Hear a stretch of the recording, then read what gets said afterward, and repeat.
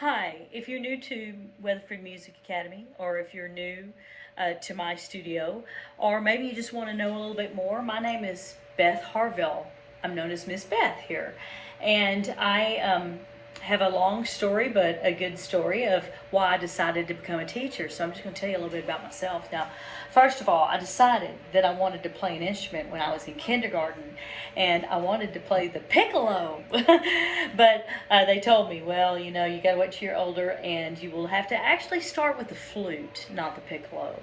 So as soon as I could, I was lucky because my next door neighbor, who we were great friends with, happened to be the music teacher at school, and she played a little bit of flute. So I got to start flute at 10 years old. I was younger than most of the students in the district that I was going to. I lived in Fort Worth, and they started band in 6th grade. So I started in 5th grade with my next door neighbor, who was a music teacher, with a flute. She helped my parents find a flute, and then I started taking lessons from her. The next year, I went to 6th grade. I went to William James. I lived on the east side of Fort Worth. So my band directors ended up later, I didn't realize this, I just thought he was an old fart, but really cool. I just loved him. He played the accordion. And as it turned out, he was like this famous musician. His name was Kenneth Pitts. And like this band that he was in, I didn't know this till I was a grown up. Like, whoa, Mr. Pitts was famous. I just knew that he was kind of strict, but I liked that. And he'd make us be quiet. It was like a full room of people, tons of people, and we sat in straight rows because there was no room for us any other way. And he'd write everything out for us. He wrote all our music, and when we performed, it was original stuff, which I thought was amazing. So I did that in 6th grade. In 7th and 8th grade, I went back to the school that was in my neighborhood, which back then that's how they did integration, as they had us come to William James for 6th grade. And then for our 7th and 8th grade, back then in 70s, I went to Hanley Middle School, but it was the original Hanley Middle School, which since has been torn down. So the school I went to is no longer there. But I loved 7th and 8th grade band. It was fun. I played the flute. That was my main instrument, I think, as I said. And I started practicing a lot. And I got pretty good. I really liked it, and I felt satisfaction in being able to play more and more things. And I liked the competition. We had chair tests, and if I didn't get first chair, I would cry. I mean, when I couldn't play things right in lesson, I'd cry. And it wasn't because I was sad. It was because I'd get mad. And I wanted to play it right. So I'd go home and work on it some more. Anytime I didn't win a challenge in middle school band, 7th, 8th grade, I would re-challenge that person until I beat them. And I ended up being first chair. I guess I was a very competitive person. I really was, because, I also was baton twirler throughout school, which people don't know what those are so much anymore, but I won the national championship twice and twirled for my college in my high school band and my college, TCU. I was a featured twirler with that band for a long time. Very competitive person. I just kind of act laid back now because I'm retired. So anyway, I went to high school, of course, twirled with a band like I just said, and played the flute. I was, quickly became first chair. I wasn't first chair at first because they had the older students up there, but it didn't take me long to work my way up. My band director, his name was Charles Watts. He passed away this year, which was a sad thing. Wonderful man, great mentor. The first African-American band director in the city of Fort Worth, in Fort Worth ISD, and I had him. And I tell you what, he was extremely intelligent. He had a master's degree from the University of North Texas. He was a trumpet player, and he had a lot of connections. And that man got me connected with a wonderful flute teacher, Dr. Ralph Gunther, who also is no longer alive. I'm old. All my mentors are gone, pretty much.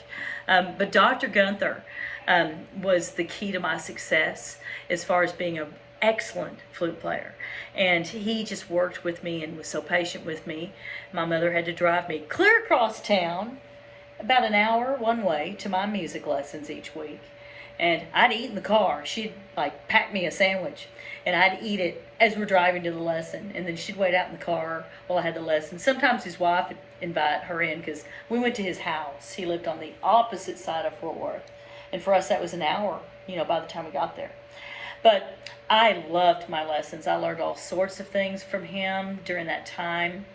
And I was very successful in competitions because of him. I would get first divisions at solo contests. I'd go to state, get a first division at state. And I got a lot of attention with my music playing. My senior year, I was like, everybody's like, what are you going to do when why'd you graduate? I was like, I don't know. And then I realized, all this time I really liked band. I liked music. I liked being the section leader and helping kids learn to play the music. Beth, you're going to be a teacher. So I decided I wanted to be a teacher. So I started applying to all the music schools to be a band director, a teacher, because I played the flute.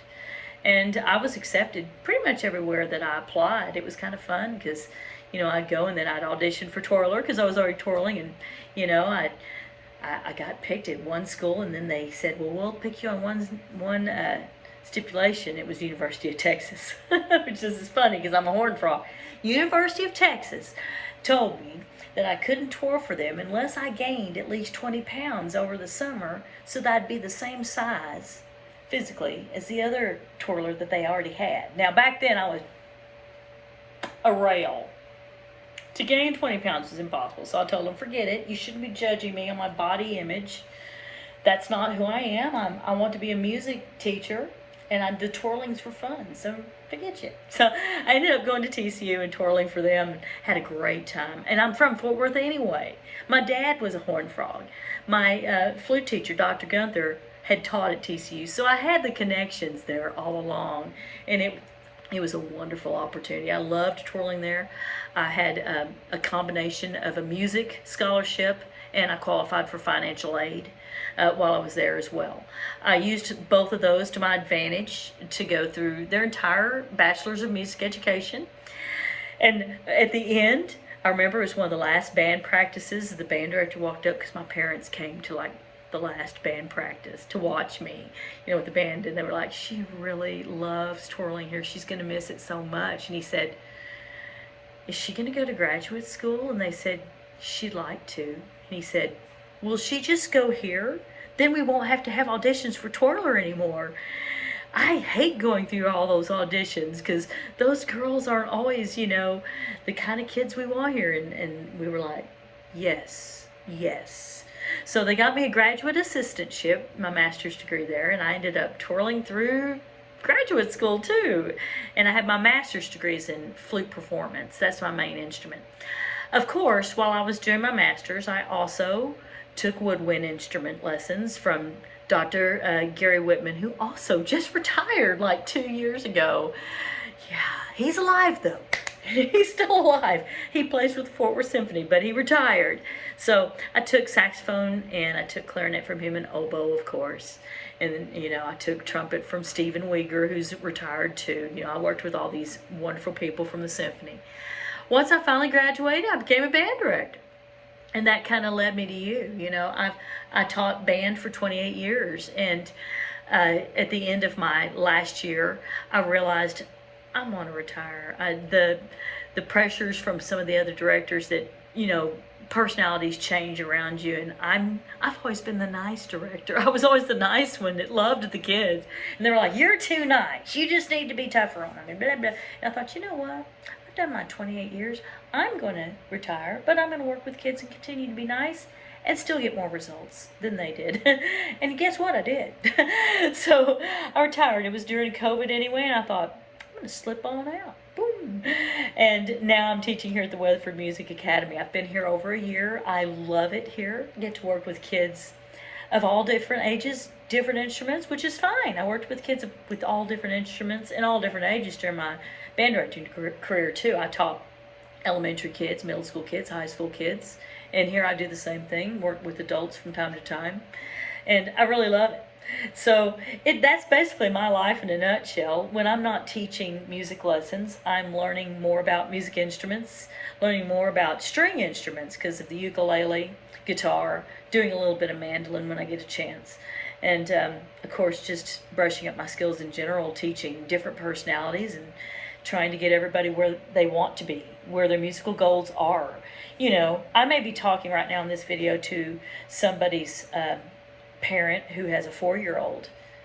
I was about 4 when I decided I wanted to play an instrument, and I stuck with that instrument. You never know where it's going to lead you. You never know. I mean, I've played my instruments everywhere. I've played in the stadiums that are, I've played Southwest Conference. I've subbed with Fort Worth Symphony. I've played gigs with churches because I play an instrument that takes you to that. I don't play a rock instrument. The singing I didn't even start until I was 50 years old. When I started singing, I just decided I wanted to because my friends told me, get out of the house, you need to go sing karaoke. I'm like, what's karaoke? And that's kind of where the singing started at 50 years old. And I love singing. I've sung in an Opry, the Gladewater Opry. They've since shut down because COVID killed their sales and their marketing, and they were ready to retire anyway. They were older. I hope someone rebuys that venue and opens it up again. In the meantime, I'm hoping for more venues to sing in soon. I've been approached by a couple of other Opries in East Texas. Looking for one here in the Metroplex, but that would be great. At any rate, that's my teaching, and I'm still learning and still loving it. As a retiree from the Texas public education, generation of whatever I did for 28 years, and now I'm teaching as an independent music teacher. I really like it. I really enjoy working with your kids, all of you, each and every one of you. I appreciate during the whole time you're in here, and it's a blessing.